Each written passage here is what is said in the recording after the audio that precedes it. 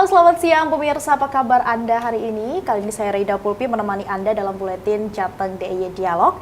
Dan hari ini saya akan mengajak Anda untuk bersama membahas mengenai payung hukum pengelolaan pegawai non-ASN di lingkungan pemerintah Kota Surakarta. Dan tentunya siang ini saya tidak sendiri, saya sudah ditemani oleh dua narasumber hari ini yang hadir langsung di studio Metro TV Jateng DIY. Ada Bapak Suharsono, Ketua Komisi 1 DPRD Kota Surakarta. Selamat siang Bapak, dan juga didampingi langsung oleh Wakil Ketua Komisi 1 DPRD Kota Surakarta, Ibu Hartanti. Halo, selamat siang. Apa kabar Bapak Ibu? Selamat siang. Iya, oke. Sehat Saya semuanya. ke Pak Suharsono terlebih dahulu. Sebenarnya boleh dijelaskan terlebih dahulu Pak kepada pemirsa kita di rumah, apa sebenarnya tupoksi Komisi 1? Ya, terima kasih Mbak. Jadi Komisi 1 ini adalah salah satu alat kelengkapan di DPRD Kota Surakarta. Tupoksinya adalah di bidang hukum dan pemerintahan. Dari bidang hukum dan pemerintahan itu Komisi 1 punya counterpart atau mitra kerja, yaitu bidang hukum, bidang pemerintahan, kemudian bidang perizinan, Dispenduk Capil, dan sebagainya. Termasuk di dalamnya adalah BKPSDM atau Badan Kepegawaian di tingkat daerah, yang mungkin mengkait sekali dengan tema yang akan kita bahas pada siang hari ini. Oke, kemudian kalau Bu Hartanti, sebenarnya ada berapa jumlah ASN di lingkungan Pemkot Surakarta? Kalau jumlah ASN di tahun 2023 ini sekitar 6.090. Itu jumlah ASN yang ada. Pada kebutuhan real sebenarnya kita membutuhkan sekitar 16.268. Wow. Sehingga Solo ini masih kurang banyak sekali. Jadi banyak sekali mungkin pekerjaan pelayanan yang tidak maksimal. Kalau kita hanya memakai dari ASN saja. Oke. Nah, ini berarti kan masih kurang lebih dari 50% ya? Kebutuhannya adalah 16.000 lebih, sementara baru ada sekitar 6.000 ASN. Ya. Kemudian untuk menutup kekurangan itu bagaimana selama ini? Pak Ketua apa? Bagaimana Pak? Iya, jadi ASN itu terdiri dari dua, P3K sama pegawai negeri sipil. Tadi disebut sama Bu Hartanti bahwa kekurangan ASN itu sekitar 4.000-an ya, dari 16.000 sekian baru tersedia 9.000 sekian. Kan. Nah, untuk menopang kebutuhan ini supaya pelayanan publik itu maksimal, maka di lingkungan pemerintah Kota Surakarta di dalam hal kepegawaian itu ada yang namanya TKPK, tenaga kerja dengan perjanjian kerja. Selama ini payung hukumnya adalah peraturan wali kota. Nah, peraturan wali kota ini dipandang kurang melindungi, apalagi ada surat edaran dari Menteri Pan-RB yang mengharuskan bahwa di lingkungan pemerintah daerah itu hanya ada ASN, tidak ada lagi TKPK atau supporting system di bidang kebagian yang lain. Itu Mbak, posisinya seperti itu. Sehingga DPRD berinisiatif untuk meningkatkan perlindungan atas supporting system kepegawaian yang namanya TKPK ini dari perwali menjadi perda. Oke, mengenai TKPK nanti kan kita bahas di segmen berikutnya. Saya ingin bertanya terlebih dahulu. Tadi kekurangan ada sekitar 4.000-an ya. Tadi Bapak menyebut 4.000-an ini kekurangan sebagian besar di bidang apa Pak? Hampir semua OPD atau perangkat daerah itu kekurangan. Pertanyaannya kenapa kurang? Ya, kenapa kurang? Itu ada yang sebagian itu pensiun. Jadi jumlah pensiun cukup signifikan setiap tahunnya. Ya, sehingga harus ditambahkan. Kemudian yang kedua, dari sisi SDM juga karena ada generasi yang gaptek, ini juga tidak menjadikan tidak maksimalnya pelayanan publik. Ya, sehingga semua OPD itu memerlukan yang namanya TKPK atau supporting system dari ASN itu sendiri. Oke, maka dari itu diperlukan dari golongan non-ASN ya, gitu ya. Tapi kalau Ibu mungkin dan Bapak selama ini melihat masih ada kekurangan ASN di Kota Surakarta, namun secara keseluruhan bagaimana dengan pelayanan yang diberikan kepada masyarakat? Tadi kan disampaikan Pak Ketua bahwa kita masih kekurangan hampir 4.000 lebih. Tetapi Solo ini spesial Mbak, jadi spesialnya kita tetap ada TKPK. TKPK kalau di Kota Solo sekitar 4.800-an itu yang sudah ada dan itu sudah ada di beberapa OPD. Yang memang paling harus kita pikirkan kenapa TKPK ini tetap harus kita pertahankan. Pertama, kaitannya dengan kebersihan, keamanan, artinya keamanan di semua kantor OPD itu kan memang harus ada. Kalau tidak ada, kita siapa nanti yang Solo akan membersihkan? Karena mereka kebanyakan adalah TKPK. Jadi kebersihan itu di TKPK-nya itu. Jadi kita sangat berusaha Solo ini, terutama kami di DPRD, akhirnya dari tadi Pak Ketua menyampaikan dulu ada perwali untuk menguatkan kita bikin perda. Lah perda ini alhamdulillah kemarin sudah kita menjadi persetujuan bersama di Perda nomor 2 tahun 2023. Ini nanti akan menjadi payung hukum teman-teman TKPK supaya masih tetap bisa bekerja membantu pemerintah dalam hal pelayanan semaksimal mungkin kepada masyarakat. Jadi seperti itu. Kalau kinerja antara ASN kemudian dengan TKPK ini berarti saling berkolaborasi begitu ya? Mensupport. Terutama di kelurahan, Mbak. Kelurahan ini kan Solo ini mempunyai program yang sangat luar biasa untuk pelayanan masyarakat di tingkat bawah. Kita punya 54 kelurahan. Ini di setiap kelurahan itu ASN-nya cuma sedikit. Sehingga kami memperbantukan terutama anak-anak muda, ini generasi yang mereka mempunyai tenaga IT yang luar biasa. Sehingga TKPK ini juga membantu dalam mengurangi pengangguran. Karena kalau kita hanya menunggu ASN, ini lama sekali. Pada setiap tahun kita pengajuan cukup lumayan, tetapi dari pusat kan terakomodir paling sedikit. Tadi Pak Ketua juga menyampaikan bahwa setiap tahun ini kan yang pensiun terus. Padahal jatah kita setiap tahun mendapatkan ASN ini sangat sedikit. Sehingga dengan adanya TKPK ini sangat membantu sekali dalam hal pelayanan dan kegiatan pemerintah Kota Surakarta. Oke, berarti kalau kita lihat memang TKPK ini sangat membantu begitu untuk berkolaborasi, memberikan pelayanan kepada masyarakat Kota Surakarta, berkolaborasi bersama dengan ASN. Lalu seperti apa payung hukumnya? Nah, kita akan berbincang lebih lanjut di segmen berikutnya, tetap bersama kami pemirsa.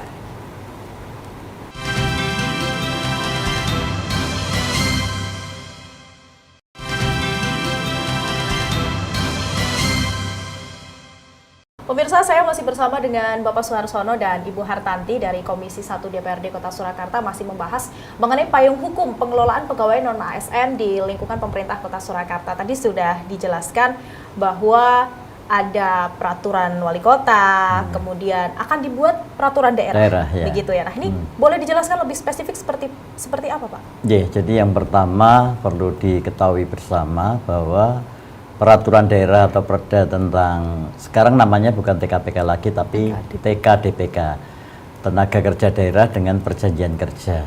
Ini adalah perda satu-satunya tentang pengaturan non-ASN di daerah di Indonesia. Jadi hanya ada satu perda ini. Ini nomornya adalah nomor 2 tahun 2023 yang sudah diundangkan melalui Sekretariat Daerah, Lembaran Negara Daerah. Nah, perda ini sebenarnya menggantikan peraturan wali kota yang kami sebutkan tadi, mengatur tentang TKPK, yang pada dasarnya isinya adalah, yang pertama filosofinya adalah TKPK ini memang diperlukan dalam kerangka pertama adalah membantu pelayanan publik yang dilakukan oleh ASN, atau sering kita sebut dengan supporting system dari sistem kepegawaian yang ada di daerah. Yang kedua, TKPK ini juga untuk mengatasi pengangguran yang ada di daerah. Existing angka pengangguran ketika RPJMD Kota Surakarta itu ditetapkan di tahun 2021 itu sekitar 9,4%. Sedangkan TKPK ini konversinya kalau di persentase bisa mengurangi sekitar 4%, sehingga ke depan sebenarnya TKPK ini menjadikan angka pengangguran turun sekitar 4%. Nah, kalau kemudian ini harus dihilangkan atau dihapus, maka RPJMD kita menjadi gagal karena tidak mengurangi pengangguran tetapi justru menambah yang 4% tadi. Itu filosofinya paling enggak ada dua itu ya. Jadi supporting system sekaligus mengurangi angka pengangguran di Kota Surakarta. Kemudian perda ini isinya di samping filosofi tadi hanya secara teknis mengatur secara prinsip sebenarnya ya, secara prinsip dulu bahwa dia tidak pernah menggantikan kedudukan ASN baik itu P3K maupun PNS, tetapi dia mengerjakan pekerjaan-pekerjaan ASN yang tidak secara maksimal dikerjakan oleh ASN. Tadi sudah disebut oleh Bu Hartanti, OPD yang saya sebutnya hampir semua OPD itu ada ASN-nya itu adalah di bidang pendidikan, misalnya guru. Guru ini selama ini hanya honorer, kasihan sekali. Honornya cuma per jam mengajar, sehingga ketika kita angkat menjadi TKDPK dia akan mendapatkan upah minimum regional daerah, ya, di samping beberapa tambahan lagi. Kemudian penarik sampah, kemudian security, kemudian pengolah data dan sebagainya ya, itu adalah bidang-bidang yang kemudian bisa teratasi kekurangannya dengan adanya TKDPK ini. Kemudian di dalamnya lagi ada mengatur tentang perencanaan tentang TKDPK itu sendiri. Perencanaan yang dimaksudkan adalah berapa kebutuhan, OPD mana, kemudian bagaimana proses seleksi dan sebagainya. Dan pasal yang penting di situ eksekutif dalam hal ini OPD harus membicarakan dengan DPRD sesuai dengan komisi counterpart. Ya, jadi kalau bidang kesehatan juga dengan komisi 4, guru dengan komisi 4, kemudian di kelurahan-kelurahan dengan komisi 1 dan seterusnya. Kira-kira isinya seperti itu. Kurang lebih mungkin ya. Mbak Kutanti bisa menambahkan. Ya. Kalau di perda ini kan sebenarnya sudah kita tetapkan, jadi sudah berlaku. Mulai tahun 2023 ini kan sudah berlaku.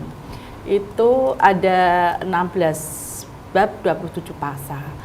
Tadi Pak Ersono sudah menyampaikan memang di situ diatur semuanya, termasuk kontrak kerja berapa tahun, terus perlindungannya, kesehatan, keamanan semua sudah diatur untuk TKDPK ini. Jadi kita juga sudah sesuai dengan mengacu peraturan perundang-undangan yang ada di atasnya. Ini untuk memayungi mereka juga, artinya mereka juga sebagai tenaga kerja yang meskipun bukan ASN tapi masih tetap kita hargai, karena di sana juga ada nanti semacam gaji ke-13 gitu. Juga dapat ya. Dapat ya. Ini jadi kita masih sangat-sangat memperhatikan mereka. Kalau isu selama ini katanya mau dihapus. Solo berusaha jangan sampai, karena kita berharap harus melindungi TKDPK ini yang sudah berjalan cukup beberapa tahun ini. Dan ini baru satu-satunya Mbak di Solo, karena di seluruh Indonesia. Kemarin beberapa kali kita kedatangan tamu dari beberapa daerah, mereka juga pengen tahu seperti apa sih ya, untuk melindungi tenaga kerja yang di luar ASN dan di luar P3K ini. Tadi disebut bahwa perda ini untuk menggantikan perwali, begitu ya. Betul, ya. Apa perbedaan yang signifikan sebenarnya? Sebenarnya kalau yang signifikan itu perwali itu tidak mendapat persetujuan dari DPRD. Jadi kalau wali kotanya nanti ganti, kebijakan tentang TKPK itu bisa diganti. Tetapi kalau perda, kalau memang ingin menghapus TKDPK sekarang namanya itu harus persetujuan DPRD dulu. Nah, ini sisi yang lain. Kalau yang lainnya secara teknis hampir sama. Cuma saya tambahkan stressingnya yang penting, tadi disebut-sebut oleh Bu Hartanti bahwa kontraknya itu 1 tahun. Tapi itu bukan berarti setelah selesai kontraknya selesai, enggak. Kita akan upayakan untuk diperpanjang. Ya, sehingga mereka memang betul-betul posisinya itu sebagai pembantu ASN yang ada. Ya, tidak untuk kebutuhan 1 tahun enggak. Tapi 1 tahun itu sistemnya untuk kontraknya, tetapi setelah itu bisa diperpanjang lagi. 1 tahun lagi. 1 tahun gitu ya. Ada ketentuan dapat diperpanjang berapa kali? Tidak ada. Ketika belum menambahkan, ketika ini TKDPK ini sudah bekerja dengan baik, ya saya yakinlah kepala dinasnya kan tahu posisinya. Oh dia baik berarti diperpanjang. Jadi di situ memang kalau dia melanggar aturan-aturan yang sudah ditentukan dari peraturan setiap OPD, ya kalau dia melanggar pasti kan juga juga ada pemberhentian. Jadi tadi hanya 1 tahun, berusaha perpanjang lagi, nanti setahun perpanjang lagi. Berarti tergantung OPD. Ya. Tergantung OPD. Kemudian atas pertanyaan tadi, apakah ada berapa kali perpanjangan? Saya kan menjawab tidak.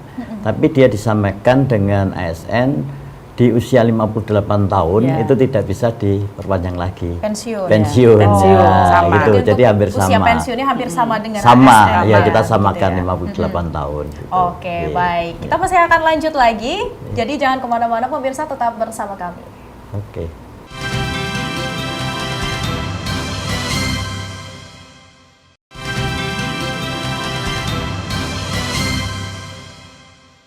Pemirsa, Buletin Jateng DIY Dialog masih menemani Anda siang hari ini, masih bersama dengan Komisi 1 DPRD Kota Surakarta. Saya ingin bertanya Bapak Ibu, tadi disebutkan bahwa seperti apa hak dan kewajibannya gitu ya. Kemudian apa sebenarnya menjadi isu bagi TK DPK di Kota Surakarta? Ya, kalau menurut saya TK DPK ini jelas sebuah langkah untuk mengurangi angka pengangguran, sehingga harus dipertahankan.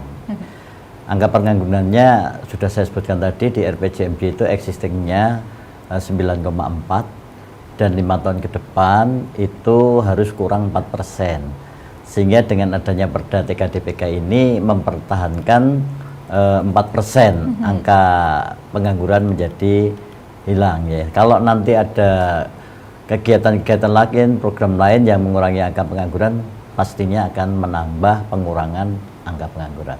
Itu poin pentingnya, karena RPJMD ini adalah visi misi wali kota yang harus dijalankan oleh semuanya komponen 5 tahun ke depan.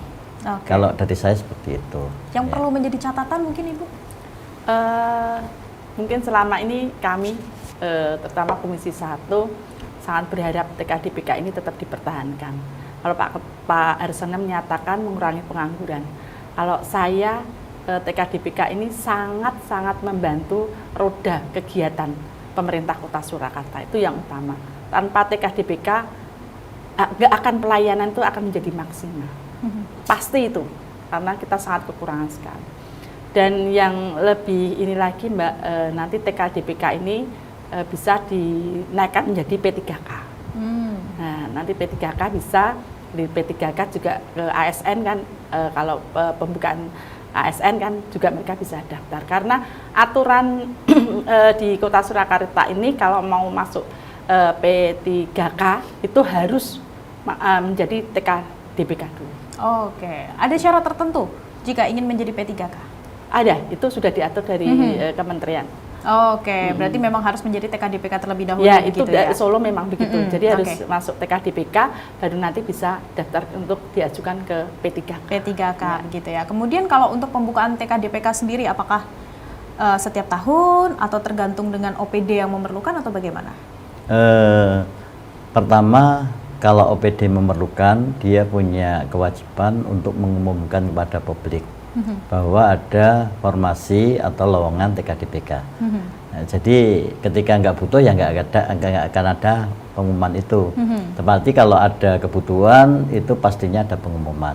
Termasuk ketika ini harus diperpanjang kontrak itu juga harus diumumkan kepada publik bahwa ada formasi sekian. Tetapi itu diantaranya adalah untuk perpanjangan kontrak begitu ya. Ini berarti sudah berapa kali? Kalau untuk TK DPK kan belum, baru 2023, ini ya. Tapi tadi saya katakan secara prinsip, secara teknis kan hampir sama, pengumuman kebutuhan.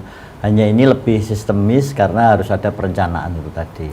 Ya, jadi kalau TKPK-nya sudah sejak tahun 2015 kalau nggak salah itu ya. Sudah ada TKPK. Kalau TKPK sudah sejak tahun 2015. Kemudian kalau kita lihat begitu ya Bapak Ibu, antusiasme masyarakat seperti apa? Luar biasa Mbak. Ya jadi karena setiap kota itu kan angka pengangguran itu kan berimpit dengan angka kemiskinan. Hanya yang miskin itu biasanya lapangan kerjanya kurang. Gitu kan. Nah ketika ada TKPK itu membuka ruang kerja bagi mereka yang misalnya graduate itu kan. Kemudian juga pengangguran yang karena memang nggak ada formasi-formasi untuk itu. Nah kaitannya dengan TKPK, OPD membuat ruang itu, gitu kan. Jadi apa ya, kalau orang Jawa bilang tumbuh untuk tutup gitu ya. Nah, jadi ada ruang pengangguran, kemudian ada formasi pekerjaan, sehingga itu jumbo dan mengurangi angka pengangguran maupun sekaligus angka kemiskinan. Kalau Ibu melihat bagaimana? Yang sangat menarik tadi kalau kita mengurangi pengangguran, TKDPK ini juga sudah diatur di Perwali juga, itu harus pasti warga KTP Kota Solo, Surakarta. ya. Jadi di luar itu tidak bisa masuk ke TKDPK. Ini yang sangat antusias masyarakat Surakarta ini juga banyak yang mendukung. Harapannya ya jangan sampai dihilangkan meskipun, tapi kita yakin insya Allah Mbak ini masih bisa dipertahankan dengan adanya payung hukum Perda nomor 2 tahun 2023 ini. Dengan sudah disahkan ya Perda tersebut, antusiasme masyarakat juga positif begitu ya. Positif, dan mereka berterima kasih kepada DPRD karena DPRD betul-betul bisa menangkap aspirasi, kemudian menerjemahkan atau mengimplementasikan dalam bentuk peraturan daerah. Ini ya bukan memuji diri kami sendiri atau institusi kami, karena itu perlindungan yang kuat dibanding yang kemarin-kemarin, Mbak. Misalnya ada wali kota baru mau menghilangkan itu harus bicara dulu dengan DPRD selaku wakil rakyat. Nah, ini yang menarik, mungkin saya perlu menekankan kembali begitu ya. Ini kan suatu gebrakan baru dari DPRD Kota Surakarta. Berarti jika misalnya nanti pemimpin Kota Surakarta atau wali kotanya ini berganti, ini tetap ya? Tidak serta-merta bisa mengganti. Tidak serta-merta dapat diganti. Kalau ada ide gagasan mau mengganti, ketemu dulu dengan kita. Karena merubah Perda. Karena merubah Perda. Berbeda dengan Perwali. Kalau Perwali dapat langsung diganti oleh wali kota yang bersangkutan, gitu ya. Kemudian ada rencana ke depan seperti apa? Kalau kami tetap berharap TKDPK dan perdanya yang sudah ditetapkan ini tetap harus ada. Jangan sampai warga masyarakat akan kehilangan pekerjaannya. Yang tadi pertama itu, yang kedua jangan sampai teman-teman ini resah. Ini karena ini sudah mulai resah ya, karena dengan peraturan dari pusat itu akan dihapus. Tapi yakinlah ini Perda sudah ditetapkan, mudah-mudahan teman-teman TKDPK ini aman, artinya bisa terlindungi dengan aturan yang sudah kita tetapkan. Dialog ini sekaligus sebagai kita menekankan kembali begitu ya, bahwa TKDPK Kota Surakarta ini tetap akan ada karena perdanya pun juga sudah berlaku ya semenjak tahun 2023. Cuma gini Mbak Putri, jadi formasi pekerjaan dengan kinerja itu kan harus seimbang gitu kan. Jadi harapan kami dari pihak pemerintah daerah nanti juga meningkatkan kualitas dari TKDPK ini. Tidak hanya sebagai ban serep supporting system, enggak. Tapi kinerja mereka harus ditingkatkan melalui program-program pendidikan dan pelatihan.